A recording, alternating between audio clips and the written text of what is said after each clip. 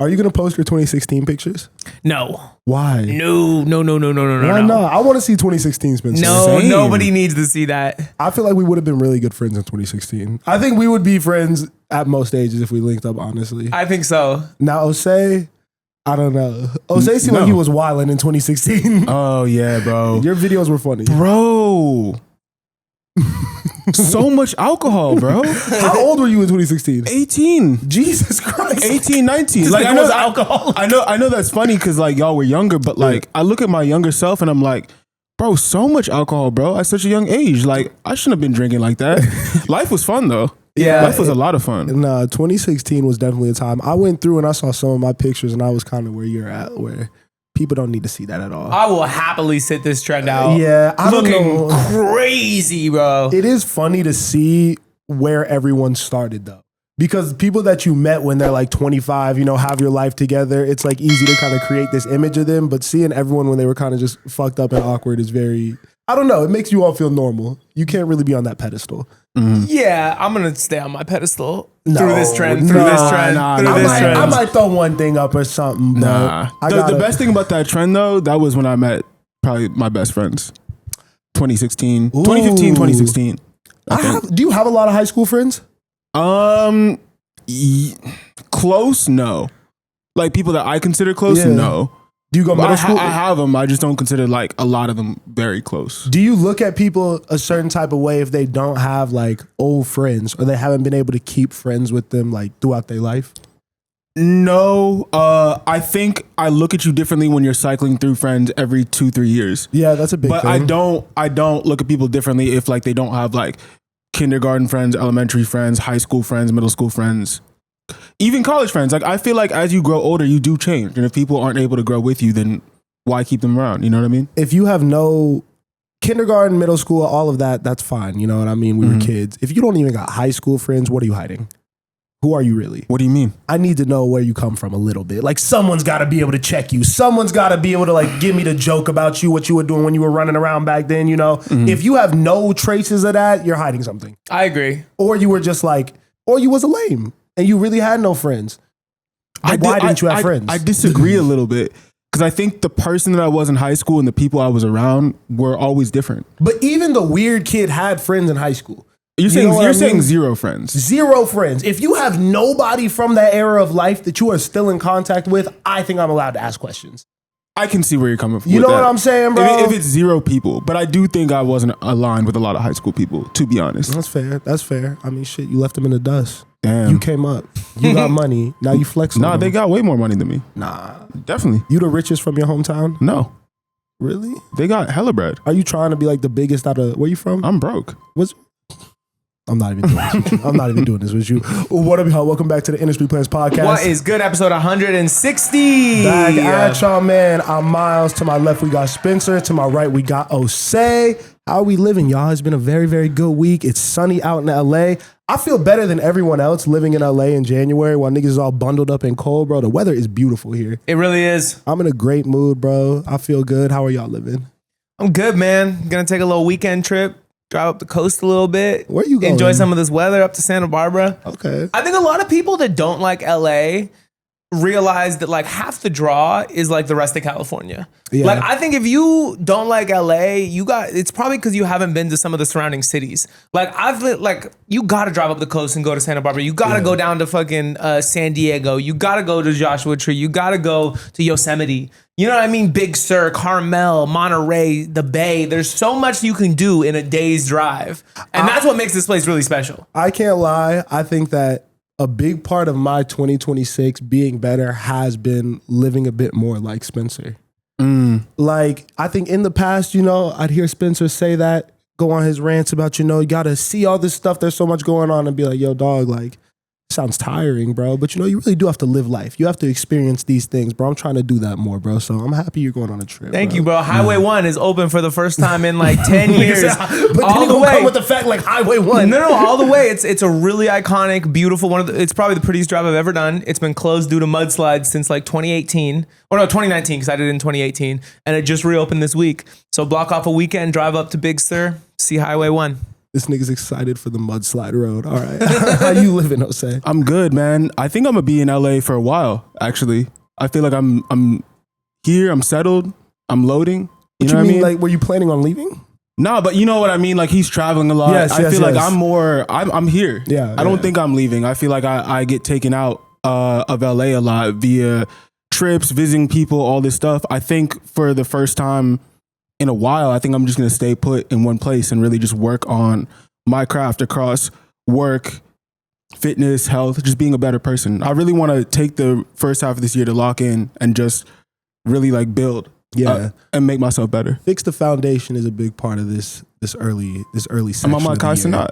Oh God. Oh God, bro. You been reading more? I'm reading more for sure. But you already knew how to read. Yeah, so Do you read out loud? I learned that in high school. Nigga learned that shit in middle school, bro. If I walk past your room and I hear you reading out loud, I'm gonna laugh. Oh, that's bad, bro. We're gonna. What do you think Osei's reading? Don't answer. What if you could guess? What's like an Osei pick? Self-help books, Rich Dad, Poor Dad. 50 Laws of Power. Yeah.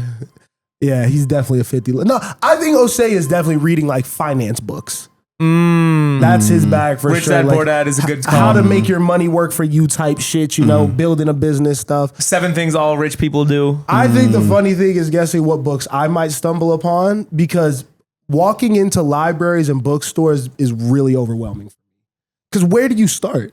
There's so many options. Like, you know, it's like picking a movie on Netflix, but like there's no, I don't know, bro. There's no map for that. You got to go in with a plan.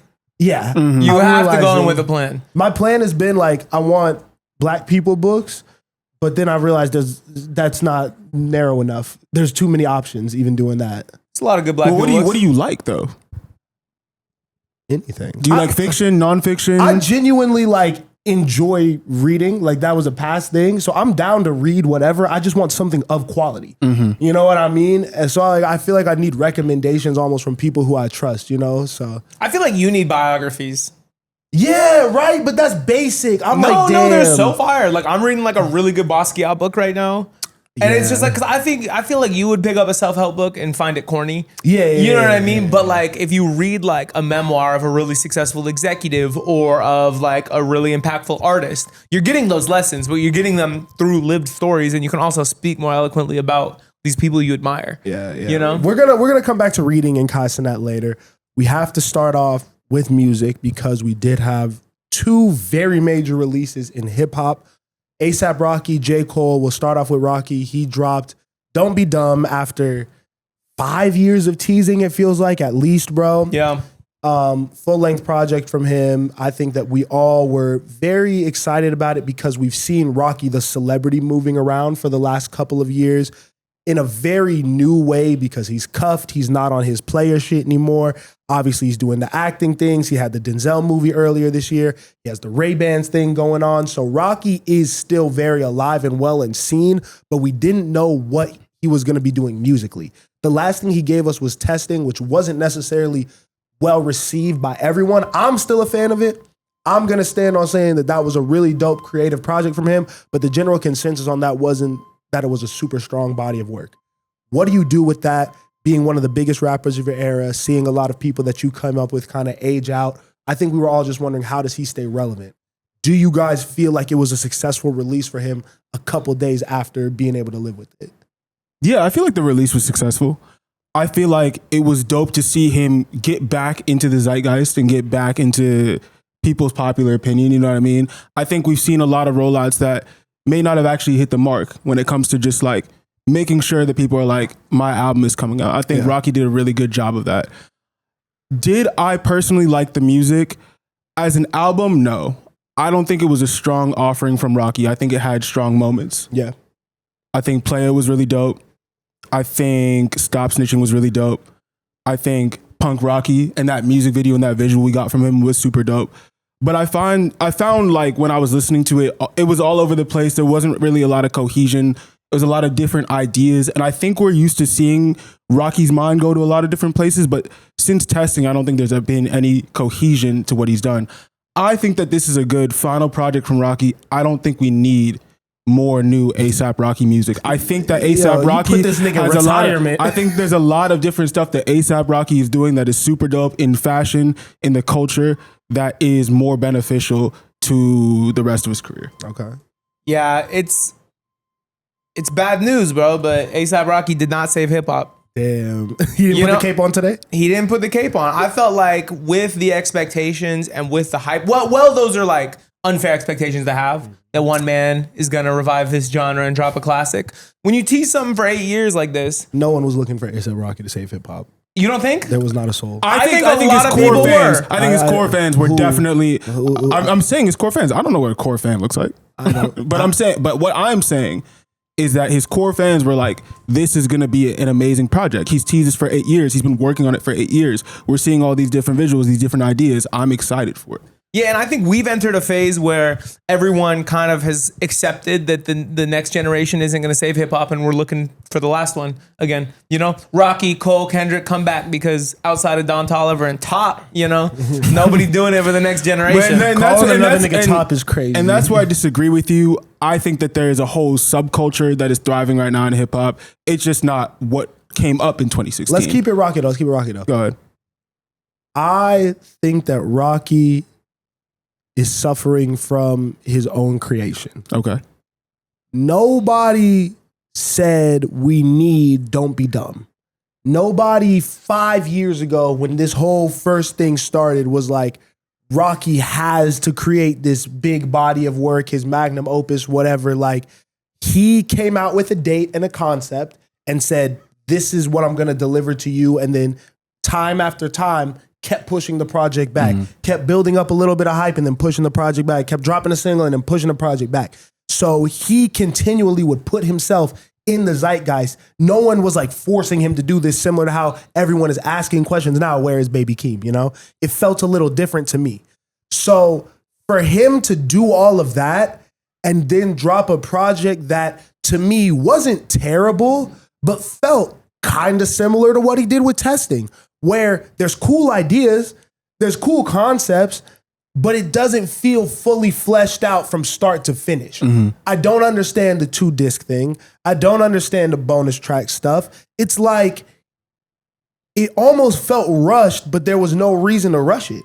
Yeah. At this point, we've waited so long for the album, make it your best work. And I think that Rocky, he was feeling internal pressure. It seems like to me, and again, I don't know him, and it does feel presumptuous to act like this, but just from my vantage point, it's impossible not to hear the noise after dropping something like Testing and being as big as he was. And I think he did kind of feel the pressure to be like, damn, I can't let these niggas think that this is all I got. Let me just talk about the next thing to move on.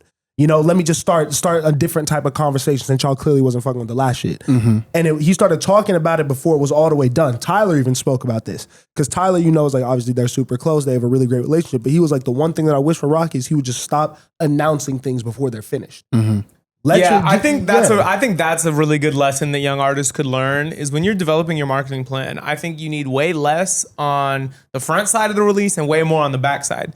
You know what I mean? Like, I think people work too much building out 2-month, 3-month rollouts, build hype, anticipation, all that.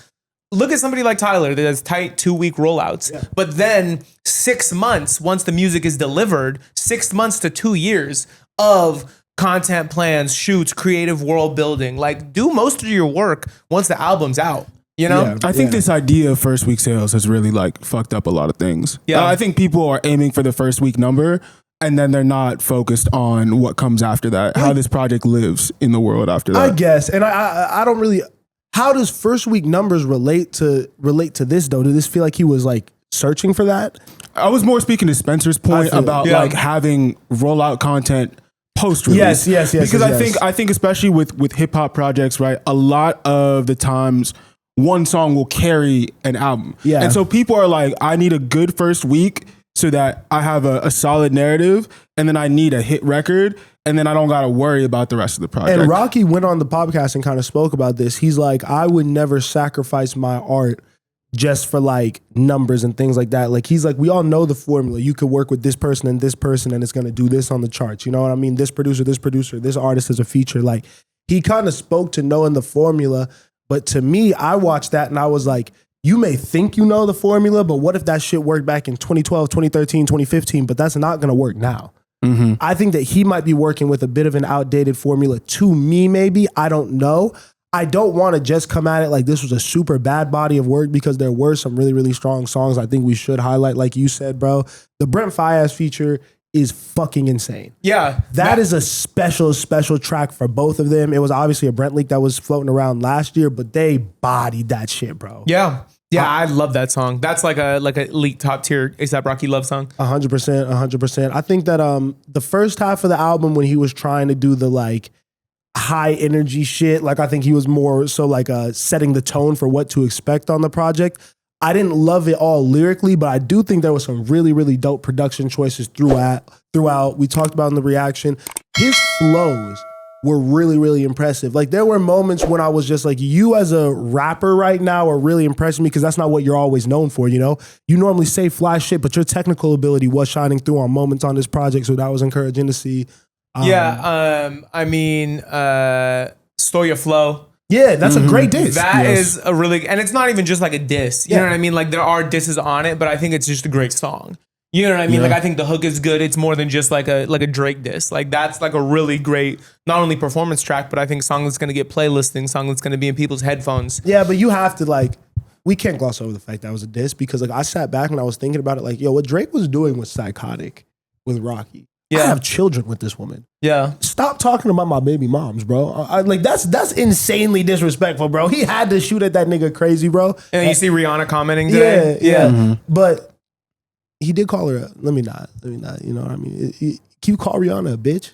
Yeah, bro. He can say whatever he wants. Oof. When they started dating, he dropped "That's My Bitch." He that was his song. Her. That's like his thing. Like I mean, I think Not it's all about queen? no. It's all about delivery, right? I'm confused. Who called her that? You talking about Rocky? Yeah. Yeah, that's his bitch. That's his bitch. That's his lady. You never call your girlfriend your bitch? No. Oh. I mean, it's definitely... Don't act like you do either, nigga. Nigga want to act so big and tough on the podcast. It's definitely... Hey, show Kaden this clip. Show her this clip. That's my bitch. A consensual thing. Yeah, that's definitely a consensual thing. I mean, if that's not what you have agreed upon, that's fine. But like, you have to ask your girl to call her that. Like, do you have to like set that tone? Like, I think you have to say it and see what the reaction is, and then if it's like, didn't quite fly. How do you say it to her? Do you say like, you are my... Like you direct it like that? No, normally it's most effective if you're like, come here, bitch. Sandwich. I'm just playing. I don't call my girlfriend that. Yeah, get out of there. Get out of there. I'll get out of there. Yeah, A$AP Rocky, not bad. You know, not bad. We can highlight more of the positives because I think we talked about where it might have fallen short, but there was more great moments. Tyler was great on here. All the visualizers were great. I thought the features were pretty well thought out. It was like, you know, it wasn't bad. And I think that you did hit it on the head where I think expectations did kind of fuck it up just because it's like, we all love A$AP Rocky. So we want something out of it. Like, it's not like this was a bad album. It just wasn't the amazing, mind-blowing album that I maybe It was a good album. It was a really good album. Yeah. I would give it like a strong 7.5 after my first couple listens. I really enjoyed it. Moments like the Sauce Walka feature. Oh my God. I was so surprised about. Maybe the best verse on the album. Absolutely walk that beat down. That was really, really fire. That whole song is great. It validates the message, having somebody like Sauce Walka on the track. Playa with Thundercat. I think the production on that was absolutely special. You can tell Thundercat was in the studio helping make that, maybe laying down some instrumentals, playing some bass for that. So I love that song. What else? What else did you guys like? What was the Tyler song called? Oh, fuck. Oof, it was on disc 2. By that time I was checked out. Terrible. The Tyler song was Fish and Steak? Yeah. Fish and Steak, yeah. That song was super dope. And then there was the split track that I think we all really liked the first half of. Don't Be Dumb and Trip Baby. Yeah, Trip Baby, I could have used... I could have gone without Trip Baby, honestly. I think that was the one we commented, or at least I commented that I didn't like it. Yeah. And it was confusing to me. Both these guys loved Robbery. That was a highlight for you guys too. Oh, man. Robbery was fun. I haven't gone back to it. I gotta play it again. Disjointed from the rest of the project. I didn't like that either. I mean, can anything really be disjointed? This album is very all over the place. It is. This is... do you guys see a difference between this and Testing? Compare those two albums for me, please. No, they're like the same. They're the same. This is the same album, right? Yeah. Yeah. You know, and that is Same interesting type, to me. same Same type vibes. beat, Except same vibe, Except testing has a Frank Ocean feature. Testing's better. Were there not Frank Ocean vocals on this? I swear when we were on stream there was like background vocals. I don't know. Maybe, but if so, it was a couple notes. Hey. Testing smokes this though, right? I don't know if it smokes We, it. we got to give it time. If you're gonna compare the two, you got to give it time. You Guys. sat with testing for 8 years, bro. Damn, 8 years. You know what I That's mean? Like- crazy. And because what are even the heavy hitters on testing? Purity, Fuck Sleep, Praise the Lord. Praise the Lord, Tony Tone. Yeah, testing. Guns and Butter. You Like, love that song. That song never really does it for me. that's a hard song though, bro. It's dope, such a but good it's like song, an bro. album cut. Yeah, But- testing might have it, but we'll definitely give it some more time. That shit, Guns and Butter would be one of the best songs on this project though. I don't think so. Whatever. We'll revisit this conversation in 6 months. Yes. Shout out A$AP Rocky. We're happy to have you back releasing music. Keeping it to older rappers, J. Cole also has officially given us a date for the fall off. Maul, Ish, or Ice, whoever was talking about this, y'all were several weeks off, but the album is coming. We're all super excited for it. He didn't give us an official release, but he did give us a video for track 2 on disc 2, telling us it's going to be a double album where he is doing some rappity rap shit and rapping about his whole life in reverse. I love to laugh with and at J. Cole sometimes because I think he puts himself out there as a smart nigga. I think he tries to make everything he does super conceptual. So when you try to be smart, you're leaving yourself up for criticism. That being said, he executed this last track to perfection. I have nothing negative to say about this. I was very, very, very, not pleasantly surprised, but like, I was just impressed. That's really the only way I can say it because it was such a great display of technical rapping. Wasn't him doing anything like overly crazy, but it was just really well done. Yeah. A$AP Rocky couldn't save hip hop, so J. Cole, it's your turn to take a swing. It was hard that he kind of pinned a letter to hip hop at the beginning. He's like, I'm doing this to save hip hop. Like, I know y'all need me. I'm here. Like, all right, Cole. I don't know. It's difficult with him, right? Because the fall off is another project that's been being teased for years, and the concept of all that, and a lot of weird stuff has happened in between when that rollout started and now. But I do feel like the fall off, it's hard. I don't think he's gonna reach my expectations, especially as someone that has been critical of him. But Why don't you think that? Because I think when you hype up a concept or a project for so long, like this shit has to be like one of the best albums ever to me. But I think that disc 2, track 2 was a very solid start to being maybe this being one of the best albums in his discography. After Forest Hills Drive. This is going to be his best album. I firmly believe that. Before I Forest think Hills so. Drive? I think so too. Yes. I think so too. I think that J. Cole, unlike, and I don't want to keep bringing it back to Rocky, but I think when J. Cole announced the fall off, he had a plan not only for when he wanted to release it, but I think he has a concept, a very tight concept that he has been refining for the past 5, 6, 7, I don't even know how many years. And we got a taste of it on the teaser. Yes. Like, I really like this concept of everybody, there's ebbs and flows in entertainment. And somebody is not going to stay in the limelight forever. So why do we chastise it and call it, oh, he fell off, right? Like when inevitably somebody else takes your spot. So I think a lot of this album is going to be about leaving with grace and kind of accepting ebbs and flows of not only industry cycles, but also like life. I love just playing on, because like my favorite album ever is like Miseducation of Lauryn Hill. And it's because she takes the concept of love, something that we all know about. It's not like she's like fucking like reinventing the wheel with it, but she just explains it in so many different ways very eloquently. I think J. Cole taking the idea of the fall off and just explaining it in a bunch of different ways is really dope as an older rapper who's going through it. Like that concept in of itself is very interesting. And I think that it's gonna be about tight execution. Like you really, really have to make it so none of these stories are things that we like are just kind of nothing, you know? I want to go back to tracks and listen to them over and over again and get something new, because that's been my problem in the past with J. Cole. We always say this, that's the difference between him and Kendrick. Kendrick is going to tell you something, like they could both be trying to communicate the same point, but Kendrick is going to give you a metaphor and J. Cole is just going to say it straight up. Yeah. And for me, that's taken away from it, because on first listen, they both might be comparable, but then second, third, fourth, fifth, it kind of falls off from me a little bit, you know?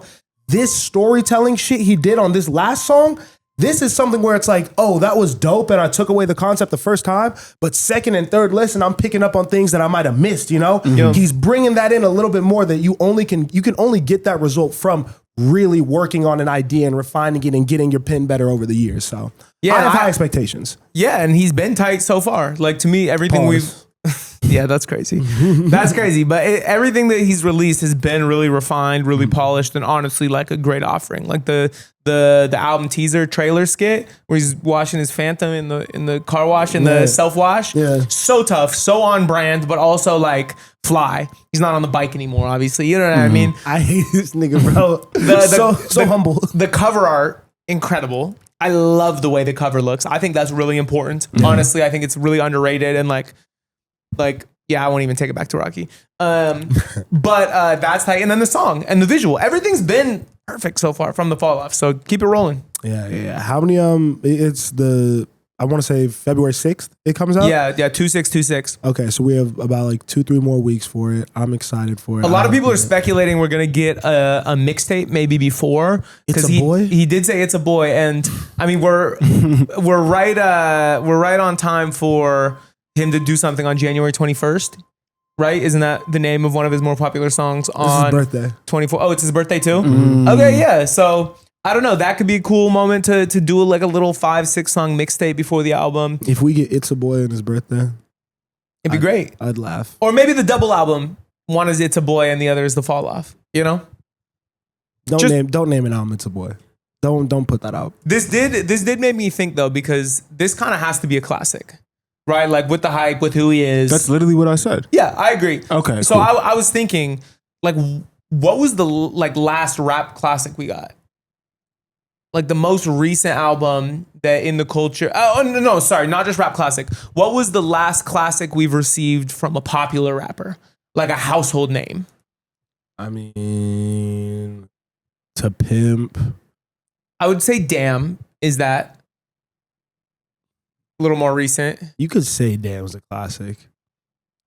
I'm thinking undeniable classic. Like no one's gonna give you pushback. I'm pretty sure in 5 years, Damn will be Damn of that is status. up there. Damn is up there. I'm not mad at that take.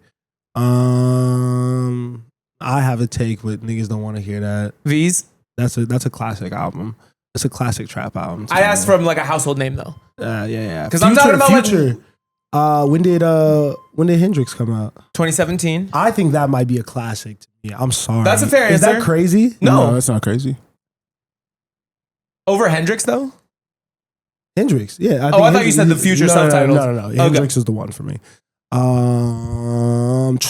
The last time. Because I mean, Views was 2016. Yeah.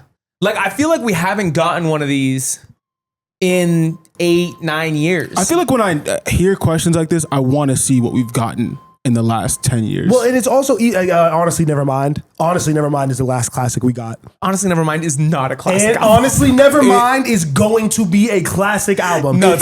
that's And honestly laughable. Honestly, Nevermind is a classic album, but is it a classic rap album? Debatable. It's not, only because it's not rap. Honestly That's Nevermind why. is not a classic album. I think I know what you're saying, and I'm not going to argue with it now, but again, in 10 years, when people look back on this after all the dust has settled, that album is up there in his discography, bro. I really, really think that Okay, that here's shit the difference. It's a classic. What Honestly Nevermind is a super dope pivot in an artist's career where they tried something new, took a risk, and it totally worked. And the album plays great. What a classic is the genre's best work. This is not a house classic. This is not a trap house classic. Like classic, it's no. Like you don't have enough context on the genre to make that It doesn't call. matter about and you love to do that, and I'm You not don't, gonna let you you do don't, that. you don't. I don't give a fuck. Music wise, in the whole world, in the whole zeitgeist, Yeah. it doesn't matter if you want to compare it to all the house albums ever, whatever. You have to, if that's what you're calling it a classic. Drake is a huge artist. Yeah. So I don't care if it's gonna comparable to his discography, which everybody listens to it, got enough ears on it. You can talk about this album as a classic if enough people like it. It's big enough and was been enough conversations. You don't have to compare it just to house music. Yeah, it's top 40. So like I think there's a point in top 40 in pop music when all the genres kind of blend and you're able to adopt and take things from different genres. I definitely think it's a classic. Because the album that people call the best house album ever, if no one's heard it, I'm sorry, that's not a classic then. Everyone has listened to Honestly Nevermind by Drake because he is that big of an artist. So we all have opinions on him. And if the general consensus from most people you talk to, like when they talk about fucking Take Care, is that that's a classic album, even though that's not like maybe the best technical rap album, you can like, I I don't even know how to explain my point, bro. Like, you don't have to. You're over specifying. It's because your point's stupid. Is Igor a classic? Yes. Is it a classic? You know what I mean, bro? Like, you can't do that. Why? You can't do that. That just because you really like that album. He switched up. I don't feel like I switched up. That's Tyler, the Creator's best work. But I don't think that anyone's gonna call it that the best rap album. Yeah, that's not because it's not a rap album. So what is it? Alternative album. So put that up against all the best alternative albums ever, and Igor stands up against it. Yeah. And by the way, I'm putting personally, honestly, Nevermind over Igor, which is gonna make you mad, but it's a more of a classic than Igor to me. We lost all of our viewers from these horrendous takes. No. You okay? Nah, we're right where we gotta be. Honestly, Nevermind classic is nuts. You threw me off. I know, because I was trying to think of other more modern classics. Oh, what's the Beyonce dance album? Is Renaissance a classic? Not to me. Is it to you? She's not a dance artist, bro. She could never be a dance artist. You know? No, that's not what I'm saying. I'm just saying you need context on the genre to call something a classic like that. It's like, what if somebody that never listened to hip hop, first album they listened to, Mr. Morale and the Big Steppers. Okay. They're like, oh my God, I've never heard poetry over this incredible jazz instrumentals, and he's talking about all this shit. This is a classic. Kendrick Lamar, household name. This is the best album ever. Classic album. Do they have the context to be able to make that call? No, but you can provide them the context and say, hey, you're off here because this isn't even the best thing in his discography. And then I would show him other Kendrick Lamar music. I wouldn't even make it a whole big rap conversation, because then it's like that gets into people's opinions and they might not like certain people's voices. I would just say, this isn't even top 5 in Kendrick's personal discography. Okay, let's change the album then. Somebody listens to Control System by Ab-Soul, and they're blown away. And they say, this is a classic. I've never heard someone talk about spirituality and conspiracy theories with these new incredible flows. Why does their voice sound like that? How is it so rhythmic? This is a classic. What do you say to them? I would say, great project, amazing body of work. Ab-Soul as an artist never had the reach that other people have. So that's what holds this back from being a classic. But if it had the reach, if more people had heard it, then yes, it is. Because Drake, and that's also why I was trying to make the point about Honestly Nevermind. Honestly Nevermind is top tier in Drake's personal catalog to me. So when you have an S tier artist and you're talking about the best music that they've made, that's when you can just put it in a classic category without comparing it to the rest of the genre. Also, who are the top house artists? Because I'm not going to act like I'm a professional like house music connoisseur, but like we did come up like listening to like Skrillex, Diplo, Calvin Harris. Like all these artists are artists that I'm assuming that Drake also pulled from alongside Black Coffee. I know about Steve Aoki. Steve Aoki, you know what I mean? Like Gordo, what's his name? What was his own name? Oh, it was something crazy. Yeah. It was something crazy. DJ Carnage? DJ Carnage. I know about that. I feel like there's artists that we could compare him to or compare this project to. Obviously, a more R&B, whatever influenced house project, but it's still a house project. I didn't fuck with his tone when he said, "Do you know house music?" That's what I'm It saying. was mad presumptuous. I had to push back. I just don't like your definition of a classic just being something that's really good that everybody's heard. I don't like you, nigga. It's like a lame. That's like a lame and just wrong definition of classic. You're wrong, nigga. What? Yo, if somebody touches the top 40 charts, bro, your mouth just flies open. Nah, bro. Put it here. Bro. Everybody's heard this. All right, man. Let's get out of music just because it's a little contentious for a second. Let's talk about literature again, bro. Let's reel it back in. Cenat, bro. One of the biggest in the game right now. Popular streamer, if you know him. He recently stepped away from the limelight. You know, we haven't seen him in a minute. He been ducked off. He was traveling, broke up with his queen. Really been going through a lot, you know. He put out a video a couple weeks ago sounding like he was depressed or being held at gunpoint behind the camera. I don't know what it was, bro. Niggas was worried about him, and he finally has kind of pulled back the curtain on everything he's doing, saying he wants to start a clothing brand. Now, shout out to you, Kai. I think it's difficult to do a lot of things. I think trying is cool, you know, and making that a big thing for the youth, I think that's important. But showing yourself reading out loud is a very humbling experience. I think a lot of niggas who read out loud would look crazy and sound crazy. Posting videos of yourself doing it and rereading words like spontaneity, I don't know if I'm confident enough in myself to do that. But yeah, he's basically showing himself, bettering himself through reading, working out, all this stuff, kind of peeling back the layers on him as a person. How do you guys feel about this new era of Kai Cenat? We watched the video of him talking about what kind of led him to creating this whole thing.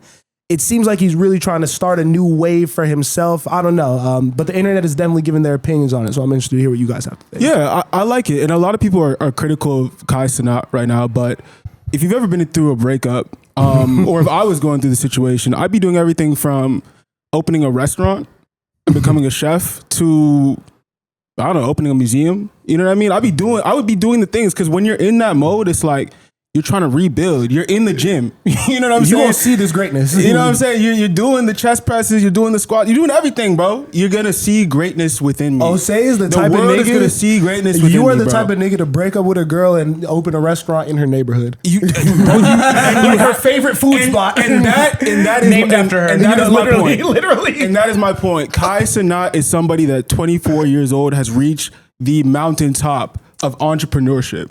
This dude was the biggest streamer on earth. And he's been humbled. And now he's confused. He doesn't know what to do. Bro, take that money and go do something productive. I love everything he's doing. Show it off on camera. You know she's going to see the clips everywhere. Of you learning to read. Yes, you got to do what you got to do, bro. You got to go on the self-help journey. You got to boss up your life. You got to show everybody that you are the man. And you got to show everybody that you are already the best at one thing, and now you're about to become the best at a whole different genre of things and be the top of the top.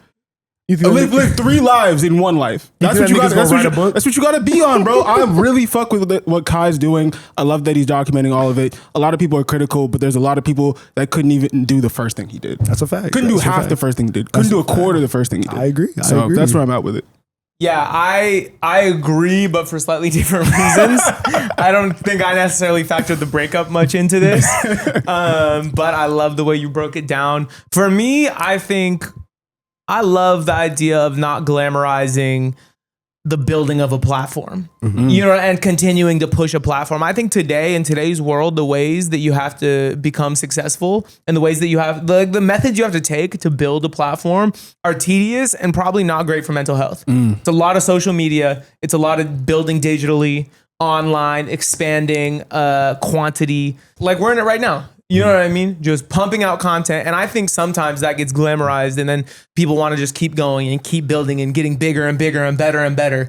Nah, like once you got the bread, go do something with your platform. Make something that you actually want to like stamp and stand behind and be proud of and send to people and show people. Like you don't just have to keep streaming. Like no shame to the streaming game. He was doing really cool, impactful activations and art pieces on there like the Stream University shit.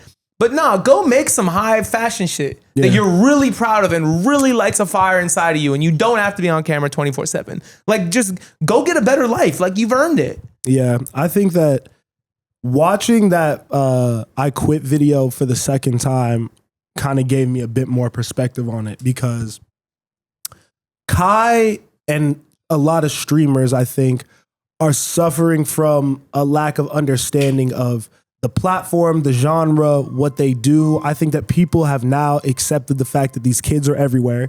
They're some of the biggest celebrities in the world, but I think everyone is kind of asking why, similar to when the Kardashians first blew up. I think that everyone cared about the Kardashians. We saw them on TV, but for years, when I was growing up at least, I saw a lot of people asking, why is this person famous?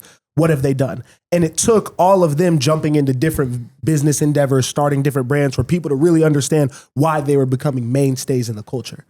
And I think for Kai Cenat, for Blackboy Max, for whoever you want to say as a streamer, I think the biggest thing that they're good at is building community. And I think that when you're looking at Kai Cenat and how he's going about this brand, because we're watching it and your girlfriend literally said, like, why should we care about this? He's just starting a fashion brand. Anyone's doing that. Why do we need this whole big announcement, this whole big video for it? It's not that you have to do that to start a brand or whatever. That's the right way to do it. That's his advantage, though. That's what he's good at. That's how he's going to communicate his message. And he's not doing it through streaming. So now he's trying to do it through more controlled YouTube videos, you know? So showing people the process, that's still getting that authenticity you get from being live. You know what I'm saying? Documenting every single day, all the different processes. Like, it's staying true to his core, it feels like. Yeah, and reap the benefits of what you built and all the hard work. Like, I'm not saying he shouldn't have built You know what I mean? Like you grinded on stream. Now you earned this advantage. Like once our podcast blows up, you think I'm not gonna plug my crystal shop on here? You know what I mean? Like I'm gonna be promoting the fuck out of this. Yeah, but it does it. I agree with you 100%. Yeah. It just feels more strategic on the watch back now. Like I do feel like he's actually like, I'm good at this. Like I'm good at building this community. Like I think it might, I don't know if it's gonna work. I don't know if the brand is gonna be fire or anything, but I do think the way that he's building hype and starting conversation about it is cool. And I think now the product, I'm hoping it's dope, but you hit it on the head with your point, like at least the nigga trying. You know, if it flops and doesn't work out, this nigga's still up, M's, has everything he wants. You know what I mean? It's not like the whole weight of the world is resting on this. And I think too, like he realizes that. And he's like, I'm gonna post myself. I think people who are making fun of him online are kind of forgetting the fact that like this nigga knows he looks a little crazy. But he's also like, what do I have to lose? If the worst thing people could do is talk about me and make fun of me for not knowing words and reading bad, cool. Have you read?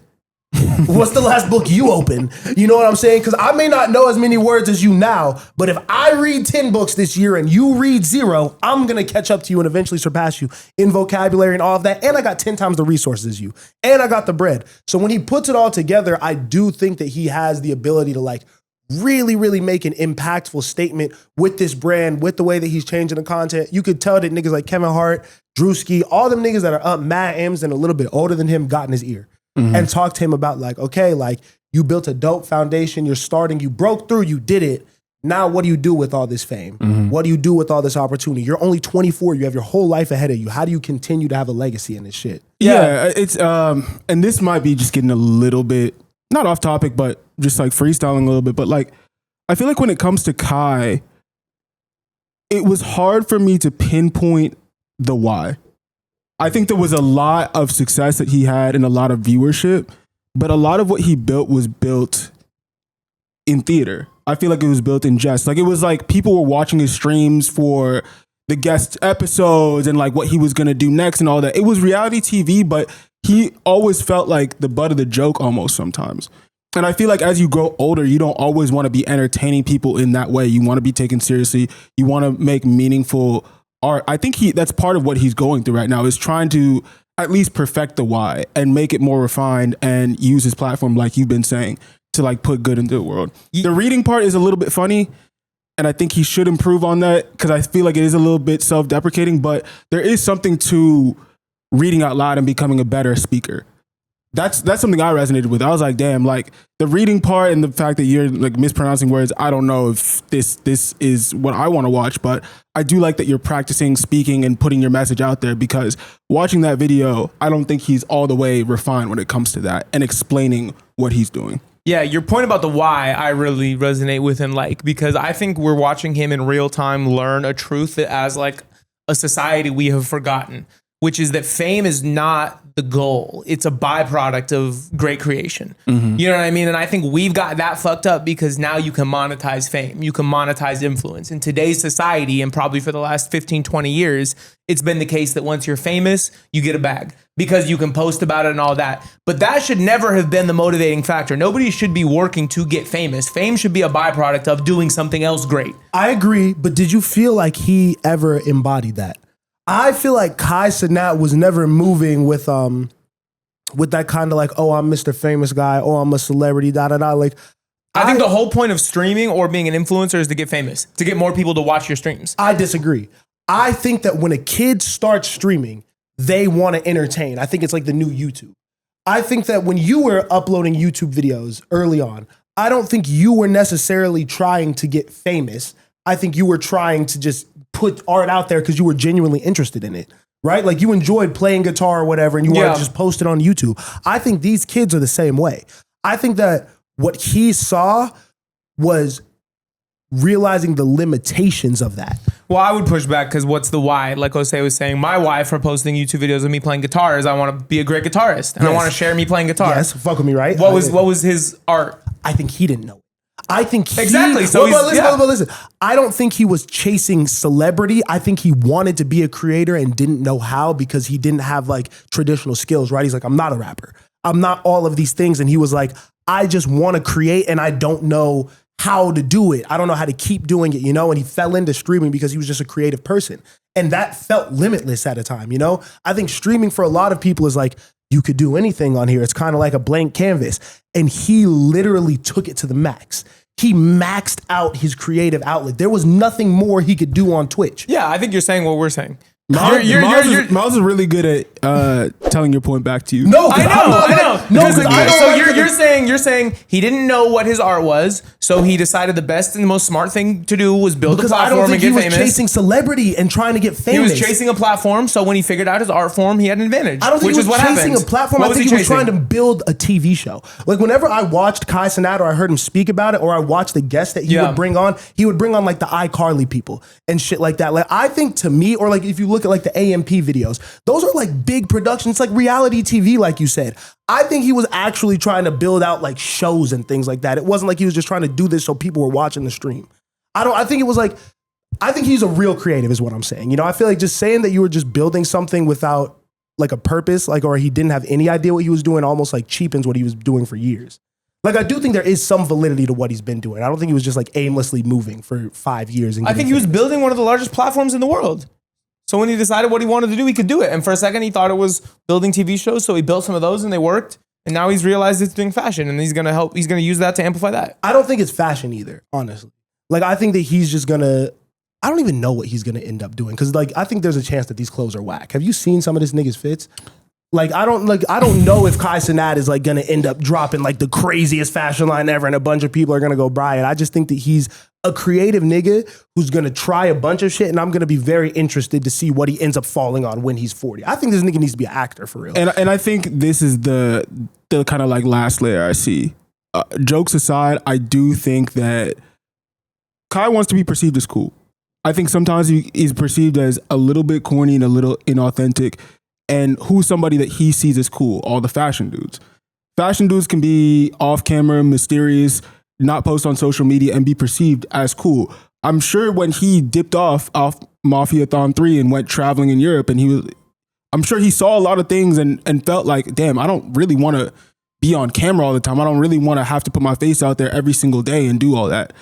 What is something I can do that can bring me into a world where I don't have to be as present? And I feel like this might be part of that. Yeah. Do you think he's ever going to stream again? Or do you think that shit's dead for real? No, he'll stream again. Really? I think so. Do you think he should? Yeah. If he wants to fully dive into this, I think this nigga should damn near like cut it off. Retire from that shit. Well, he did have YouTube before, so maybe he doesn't have to, but I think it would be difficult for him to completely step away from a space that showed him so much success and money. He should do event streams. One every couple months. Big moment, high production, different concepts. Higher brow. You don't have to be on there every day anymore. Maybe. You shouldn't be. Yeah, I think there's something to like doing like the Floyd Mayweather shit. Like just retire before you could even miss, just like fuck it. Go out on top, winning all the awards. Let y'all niggas have it. I put the young niggas on, did the Stream University. I'm out of here. I did that. Shout out to Kai. Read more books. That nigga listened to Blonde on camera. That was funny. That was really, really funny, bro. Real breakup content. You know what I'm saying, bro? That nigga's hurting a little bit. There is something else going on. That breakup might have hit that nigga hard. Never mind. No, we should move on. Yeah. I have more thoughts, but we should move on. Yeah, we'll jump into new music and we'll keep it a little bit with streamers and just make it real quick. Blackboy Max R&B song. Guys, yo. We just talked about trying and how you should try things and like that's really good. Blackboy Max, you don't need to keep trying R&B, gang. Stick to rapping. And I hate to put you in a box, because you fuck, bro. Why was Keke Palmer in the video? I thought she was damn near 40. This is niggas like 24. Bryson Tiller was there for a second. Who's he dating again? He doesn't have a girlfriend. I thought Blackboy Max was dating someone. He broke up with her too. Who was it? Just a girl. There was somebody famous. He was dating someone famous. He was not dating someone. They were saying that him and Keke Palmer were dating. That was a campaign. That was a campaign. He don't know who Keke Palmer is. I know who Keke Palmer is. I'm playing with you. Yeah, that song was just, it was what it was. If you're a Blackboy Max fan in the comments, let me know why. And yeah, keep listening to that, I guess. NBA Youngboy dropped. Wait. We gotta be a little bit more fair to our contemporary, bro. You say something about the nigga then. Y'all niggas got me ice on about Blackboy Max. You say something about the nigga's music. I was trying to. Go. Thank you. You gotta pass the ball sometimes, twin. Take it, nigga.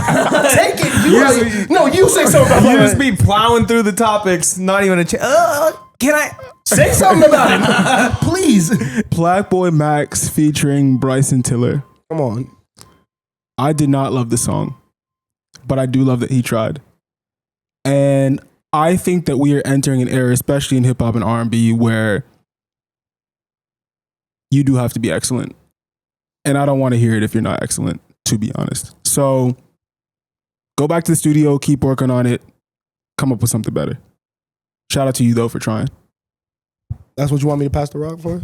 That's what you want me to pass the rock for? I wanted to put my opinion out there. There you go. This is documented forever. I got to make sure, like, you know what I'm saying? If I was right or wrong, or if Blackboy Max shoots back at me, this is documented. I want and to be the able to see fact that. that this is documented forever is why I will hold my opinion on Blackboy Max to myself. Damn. Nah, he's dope, though. Yeah. Shout out him. Yeah, he is. Fuck. Shout out to the platform that he has built, though. 5-star? Is that his shit? Yeah, bro. I'm trying to have a label. Is that what he does? Like that? Why would you do that? Oh, because it's a star. Isn't that what he does? Top is back. Top. NBA Youngboy. Free top. Wait, no, he's free. Top free. NBA Youngboy has dropped his latest album, Slime Cry. 30 songs. This nigga drops 1 million albums every year. Starting 2026 off right. I don't know what else to say about him at this point. He's broken all the records. Spencer, you want to say your line? Most RIA certifications ever? Listen. NBA Youngboy is our only hope. That's the conclusion I've arrived on after listening to Slime Cry. Got it. Seeing him become the most certified rapper in the history of the genre by RIAA.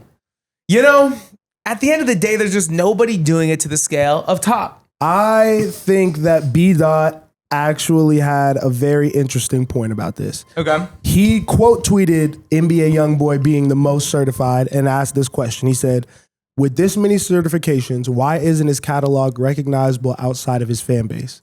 Serious question. Because there's two Americas. A Massa America and a Massa and a MAGA. A Massa or MAGA. Pick one. Fuck. Yeah, but in all Free seriousness, my people, bro. Why are those our two fucking choices? We have to be NBA Youngboy fans or MAGA fans? That's really what we're left with. Ask yourself that in 2026. Would Martin Luther King be proud of that? Is this what that nigga died for? Happy MLK weekend, by the way, guys. I think Oh my God, literally.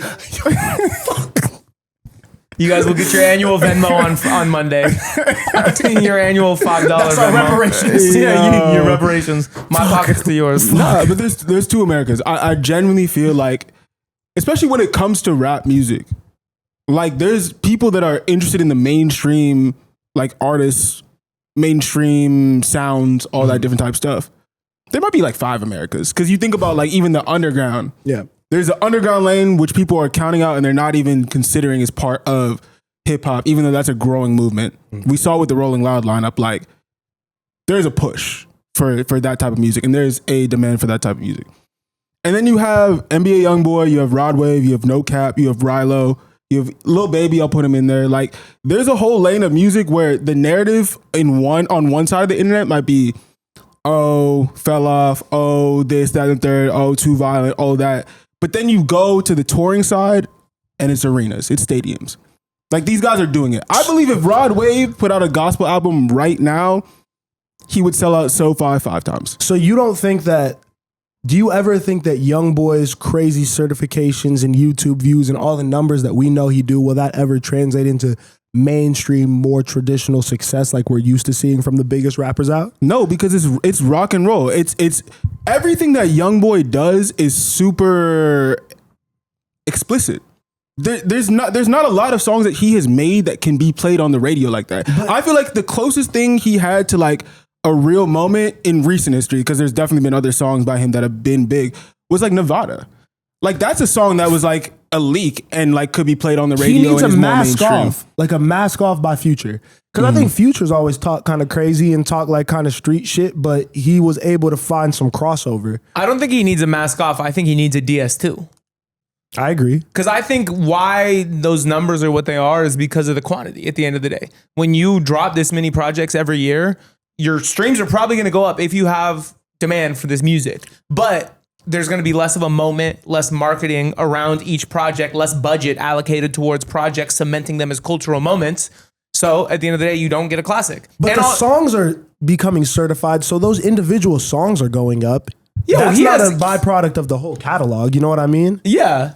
I mean, he has massive hits. Right, and I feel like those songs, I want them to feel more like moments. But those songs, those songs exist in a pocket, though. I don't even think they all exist in a pocket. Some of them he's speaking directly to an audience that it's not for mainstream consumption, bro. He's speaking directly to an audience that not a lot of people can actually relate to. He has that one TikTok song now, right? Isn't that one that's going on TikTok? Which one? I forget the one where She Gonna Call Me, or is that not him? What's this? What's this song?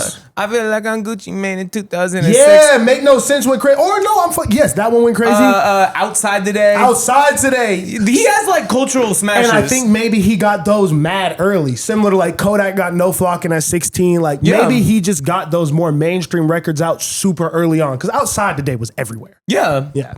That's fair. That's fair. The new project is really good. It sounds elevated to me. And I was a fan of the Massa album.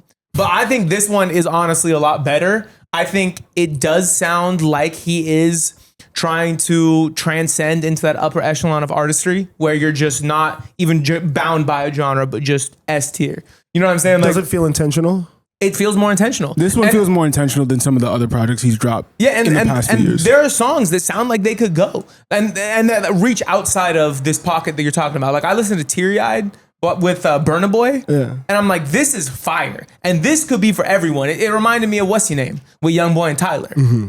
Youngboy can really go on a lot of different styles. Like the song that follows Teary Eyed, For You. That's one of the most insane Youngboy songs I've ever heard in my life, and it's low key like an underground-esque beat.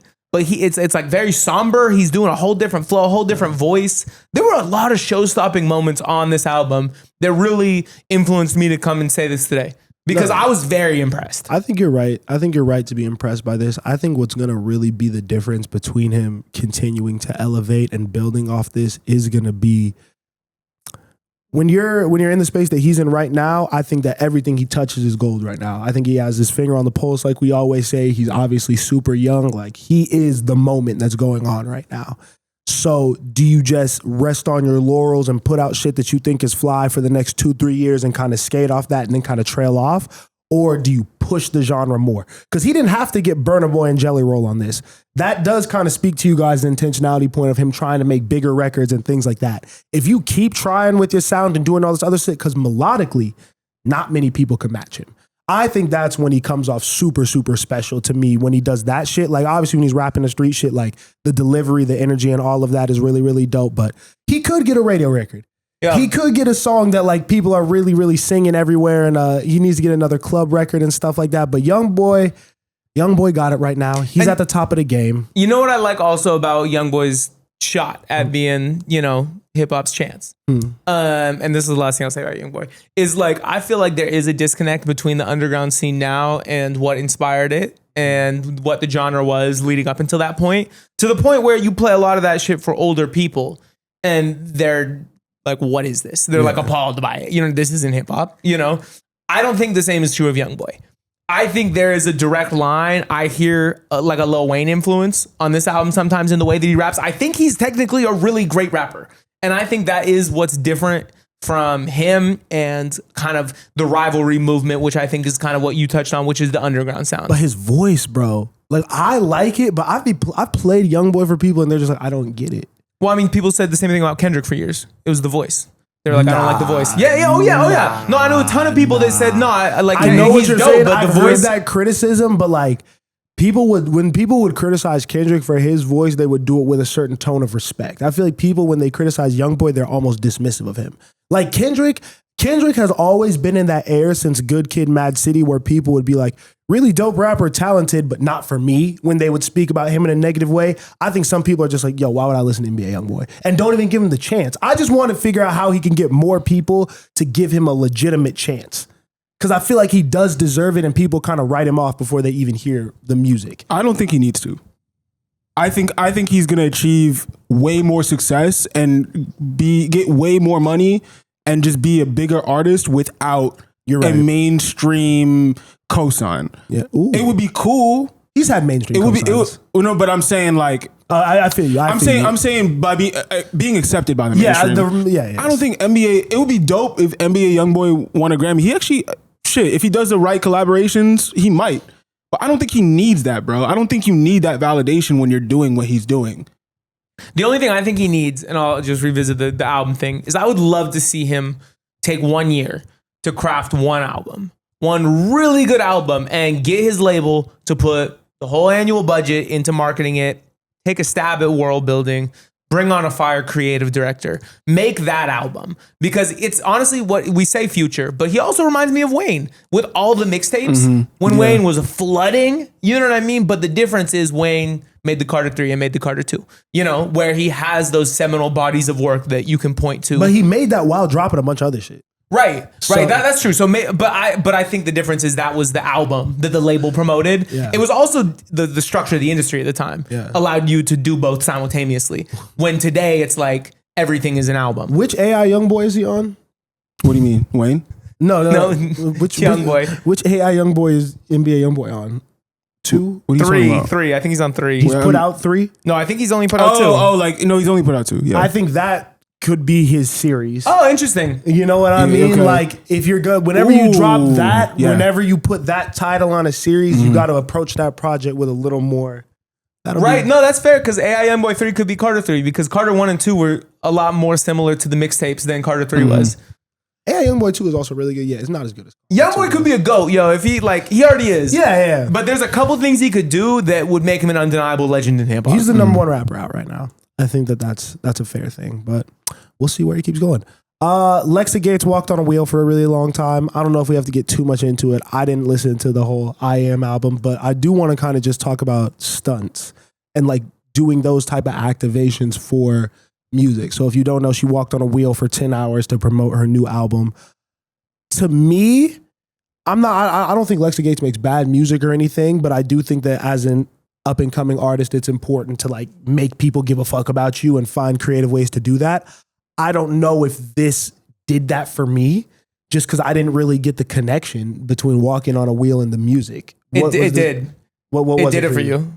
What? I'm here to tell you it did it for you. Because I'm talking about it? Because there's no reason we would ever talk about Lexa Gates on this podcast. We never have. You know what I'm saying? The only reason we're doing it is because she walked on the wheel. She's getting free promo right now, free marketing from platforms that normally wouldn't even cover. That's true. You got to do it. That's true. You got to build moments around releases, even if they're not the most in-depth, layered, intentional moments. It's a no-brainer. And at this it wasn't. point. And it's not like it's the first time that she's done this because she did the sitting in a glass box before. Yes. You know, she's always had an element of performance art to her releases. But here's what I'm saying. She's done it before. This is the second time that I've seen this with Lexa Gates.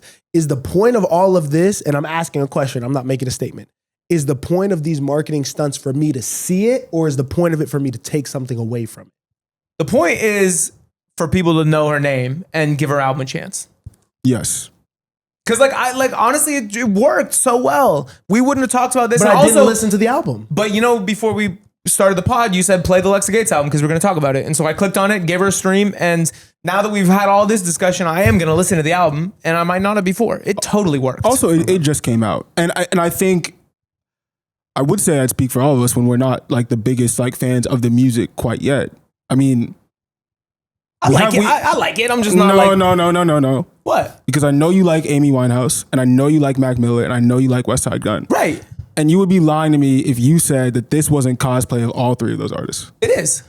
It is definitely Amy Winehouse cosplay. She like down to like the makeup and like the whole look. So you can't tell me that this shit is not like Back to Black. It's not a not well done version of that. I mean, I don't think she'd be singing like that.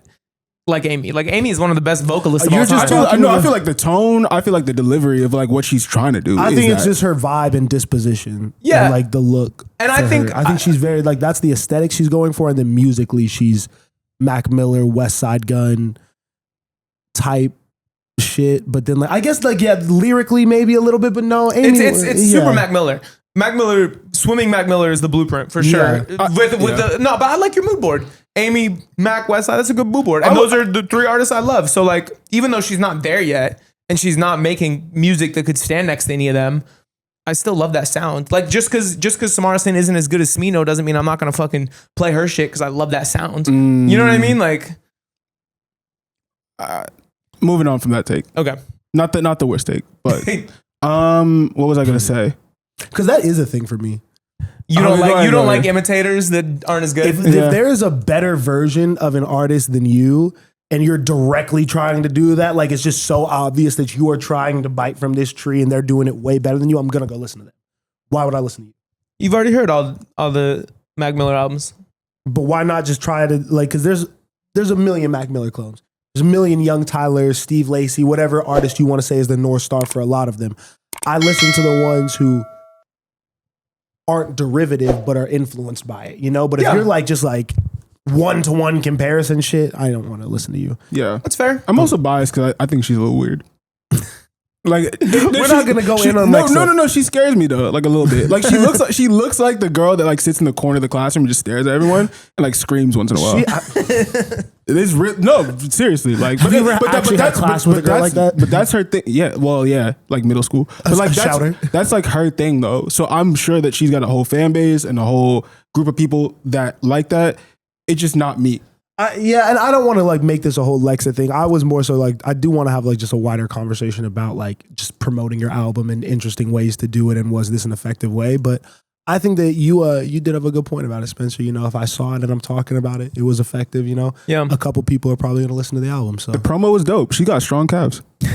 Do something, artists. Do something. Don't just post your cover and say out now and run a symphony ad campaign with your best performing reel. That is not the key to success. Do something creative, intentional. Dig into your influences. Dig into your mood board, whatever your creative world is, and do something. And instead of paying for stupid bullshit promo people are gonna scroll past, see this. Way better. Way better. That was an ad for Fraudulent. Okay. Let's close with an actually very, very important topic that I am excited to get into because I do think that it might be where we're headed in the music industry. And I think it's an idea that we've actually been pushing since we kind of started this podcast, you specifically. Untitled is a music sharing platform that blew up from me. Like I saw it probably 2-3 years ago. And when I was first introduced to the platform, it was a way that artists would be sharing their unreleased music with people on their team. So if I'm working on something, this allows me to constantly update a song, and just have it in the file while I'm making an album, whatever. And over the last years, I've seen a lot of music creators and different people outwardly support this product to where it kind of became the main thing over even a Dropbox or a just regular box, just different ways that people were holding their files and sharing their new music, right? And in the last year or so, the shift became now people were listening to leaks and other things on that platform, similar to how we used to use SoundCloud when we were coming up. And that was the first time that I personally took a step back and was like, this Untitled thing could really be something big. I wasn't using it like that yet, but I did kind of just start to see the inklings of it. Recently, they officially announced that now artists are going to be able to sell their music directly to fans through their platform. This is not a new idea, but it feels like new packaging on something and kind of bringing that old Bandcamp mentality back to the forefront of things. Do you guys think that this is something that's going to really be a big thing for artists going forward? Do you think this is a good thing for the industry? What are your initial thoughts on that? I think it's great. I think, like you were saying earlier, Untitled at first it was a place to just upload your music and you know, maybe like share it with your friends in terms of like, yo, this is my new demo, like listen to this. But it does seem like it's become more than that. And I think this is a step and a response to the more social element of Untitled right now. I also really like it because I think that D2C, like Spencer has always said, and like you've said in different ways, it's always been the way. You have to find a way to target your fan and your consumer. And I think I was always skeptical of putting things behind a paywall until I saw it actually work. Mm-hmm. Yeah. And now I'm like, oh, that's what we should have been doing the whole time. Right. Because there are people that will actually invest in you because they care about you and they care about the content and they want to see it go and live on. So I think this is a dope move. I am actually surprised that this is only happening with them and hasn't happened with other more developed platforms before. But it's super smart, and I'm interested in seeing where it goes. Yeah, it's dope. It's not like we don't already have this. Yeah. Right? Like there are ways to do this.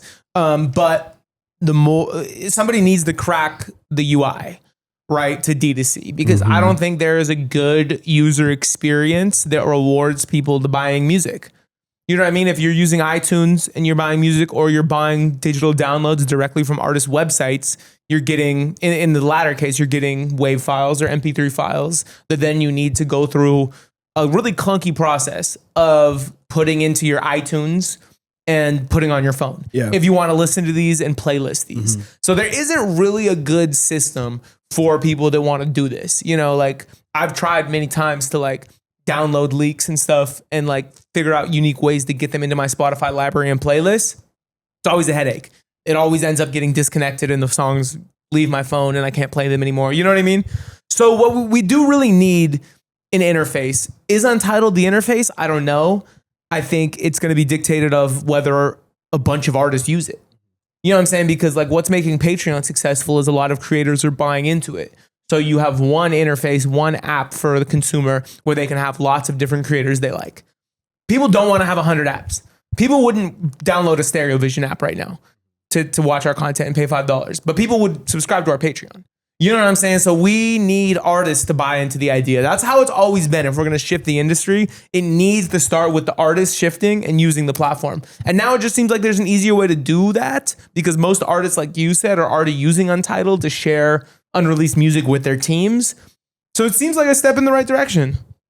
I think that it's serving the new age of music as well, because I think that the way that the youth seems to be consuming music, I think rather than being a fan of like one person, like how we used to be super fans, whether it's J. Cole, Kendrick, Drake, whatever, I think people are now fans of like a genre, you know, kind of like how people are all fans of the whole underground scene, you know, and they have a lot of favorite rappers that they maybe have 10, 15 songs they love from or whatever, right?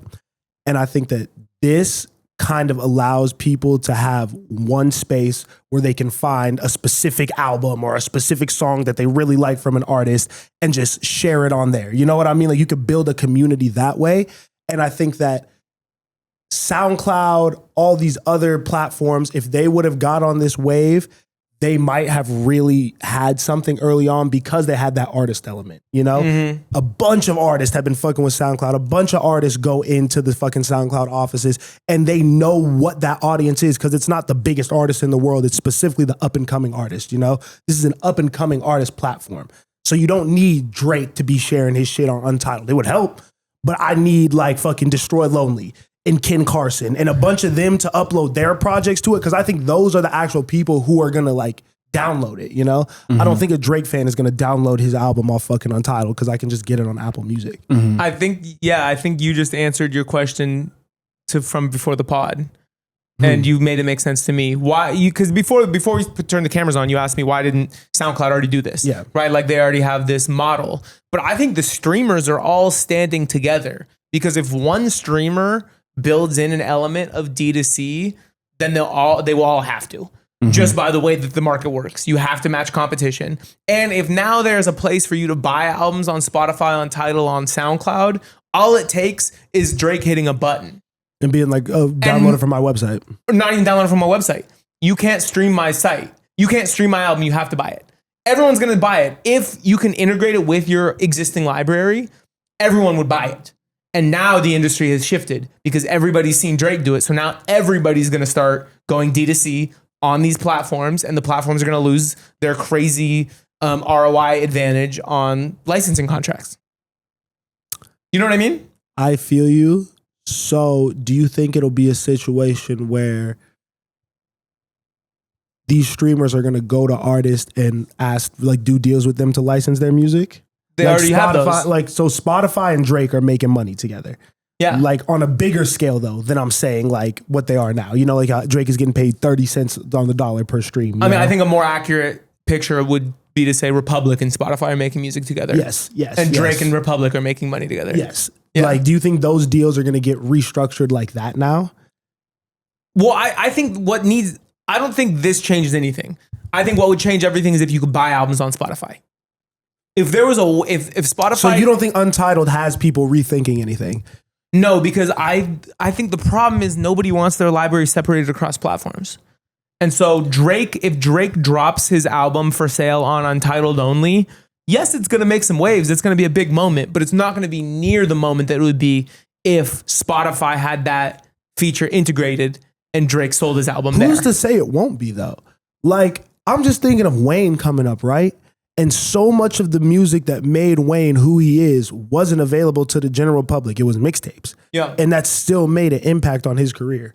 So I think some people could still see that benefit. But think about how people were consuming music at the time. Yes, it was course. CDs. But he was still taking a hit.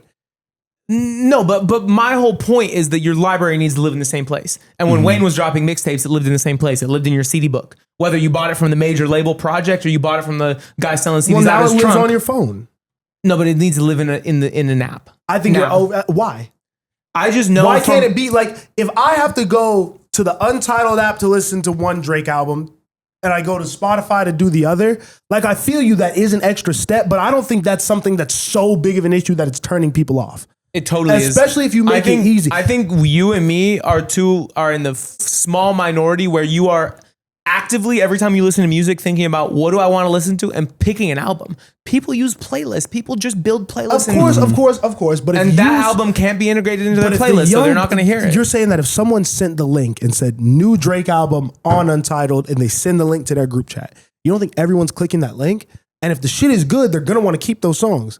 They'll download the Untitled app and listen to it on there. And they'll talk about it and they'll post about it and it'll be on Instagram and then other people are going to listen to it. Like, I still think you can create a moment with these platforms. Yes, I think you're going to take a hit. It's not going to be as big, but I don't think it's this big drop off to where people aren't going to do it at all. You definitely can, but we have seen an example of this from a major artist, and that's Ye, where he made his own app and he dropped the project on there. And then he moved it to streaming a couple years later. But Kanye did it in like the most disjointed, all over the place way. Like, he didn't promote it well because he was manic when he was doing it. No, but I'm saying it was pretty much the same thing. It was like the steps to downloading that album are probably not that different than downloading an album on Untitled. I'm saying Kanye wasn't pushing it in the best way. Like, if he would have promoted it in a better way and talked about it in a more cohesive way, it might have been more successful. But it felt like Kanye was already starting to spiral when all that was happening. So everything he was saying lost validity. Sure. And he was asking me to pay $500 for that fucking device that had the whole album. Remember when he was doing that? Yeah. I mean, okay, so if Drake tomorrow put his album on Untitled and sold it for $10, it would make a big impact. A lot of people would buy it. You and me would buy it. It would definitely shake some shit up. Right. But Drake has had that option. Untitled didn't change anything. Bandcamp has existed. He could have put it on his website. Yeah. That option is not a new option. Yes. So Untitled does not add anything to this D2C conversation. What I'm saying is, if you really want to see a technology shift that would change the game, it would be integrating it into streamers that people already use. But I think you're right. It would make this has the opportunity to make a big shift if an artist buys into it and uses it. You also have to be independent too. Yeah. That's the one thing that I just want to mention that, because that's a great point. I feel like if you build a fan base from the ground up using this method, like, he will be successful if you're able to like do the necessary steps to like galvanate a fan base, have them go to the Untitled app, buy your project. But like, an artist that's signed right now couldn't technically do this. No. I do have a question, Miles, for you specifically, since you've seen some of these contracts. Like, I know every contract's different, but an artist that's signed to, say, like a 4-album deal, if they had some music that the label didn't want to put out, could they sell it on something like Untitled? The label said, "No, we're not putting this out. Keep working." Are they allowed to take those songs and profit off them? No. I think you could upload it to SoundCloud For free. Yes. But you can't sell it. So I don't know what the answer. I don't know if the answer to your question is yes or no, but I do know. I was listening to $1 Million with a Game, and G Herbo was like, my label didn't let me put out music for months, like months at a time, like maybe almost a year. And he said that he had an app where he was putting out his music and the fans were like going to it. He's like promoting it, and like the fans were only getting new music from that, and that's how Went Legit became a thing. Yeah. Because it was one of the hottest songs that he put out on that app. And then his label was like, Give me that. So yes, like you could do it. I don't know if it's technically within whatever, but you could do it. But you probably can't sell it or they're going to come after that money. Yeah, because what they want is a project that they believe in to count towards your deal. Yeah. So they don't want you to just be putting out bullshit that they don't want to support and they don't want to put their money behind and they don't think is going to make them money, and then you get to get out of your deal and then put out better music and fucking see all the profit from that, you know? Right. So I don't think any label would ever support that, but I do, and this is something that I would even want to look more into, because if you own your YouTube channel and it's original music and the label doesn't want you to be dropping anything and you upload a music video and it goes crazy, do you see 100% of those profits? I feel like, well, most of the time, I think there are deals in these contracts where labels are allowed to get a certain percentage of YouTube revenue for certain things. So I don't know. I think that artists have the unique ability right now to take power back into their own hands. And I don't think it's about having this whole new platform or doing something that's never been done before. I think it's just about forcing the conversation. Force people to do something that they've had the ability to do forever. Nipsey did it. We've seen this work before. This is a method that, like you said, isn't like, oh my God, like they found a new way to fucking redo the system or whatever. But it's like, you have to ask the question, why not? Why aren't you thinking of this, you know? Yes, shit may look a little funny because I think now you get controlled so much worrying about other people's opinion of you and optics. So if you're selling an album for $100 per copy, yeah, it may look like you're selling less albums, but if you make way more money off it, who cares if you only sold whatever first week? You know what I'm saying? Mm-hmm. But because by being so shackled to the idea of first week sales and perception and streams and all that, that's what these people want you to care about. That's what people want you to stay in the rat race for. You know what I mean? Because those are things that they can control. Those are numbers that they can fucking maneuver and do whatever. Mm-hmm. And that's going to just put more money in their pockets rather than you really taking a step back and think about how can I put more money in my pocket? Yeah. So I hope Untitled works. I hope independent artists, if you have nothing to lose, upload your music to this platform. Do it. I'll leave you with something that Ian, what's his last name? Ian Schwartzman. Ian Schwartzman, Joe Budden's business partner, recently said on Earn Your Leisure, and I'll use smaller scale numbers that apply to us. You might think you're too small to do D2C, that, you know, it doesn't make any sense for you. We thought that before joining Patreon. We're like, we got to be more lit before people are willing to pay for premium content. But say you have 10,000 subscribers, 10,000 monthly listeners, 10,000 whatever, and you're like, these people aren't all going to follow me behind a paywall. If you can get 2% of your audience, 2% to pay $5 a month, it's 200 people giving you $5 a month. There's $1,000 a month. Now you can quit your job, spend more time making art, making content. You don't need 50% of people to come with you. You need the small portion of super fans to pay $5 a month, and you will liberate yourself. So just try. We're making more money than we've ever made because we just jumped into Patreon, even though we didn't think we were lit enough to yet. So just fucking do it. Yeah, it really is just that simple. Just try it. You're making no money right now. Why not make some? Yeah. $5 is way more than zero. Mm-hmm. That literally was the thing for me. It was like, we have nothing right now. Yeah. Even if one person subscribes, that's more money than we had before, you know? Right. You have nothing to lose. Try it, bro. Break out the system. Get out the matrix, all the shit they say. This episode of Industry Plans was brought to you by Patreon. Literally, quit your bum ass job and join Patreon for $5 a month. Or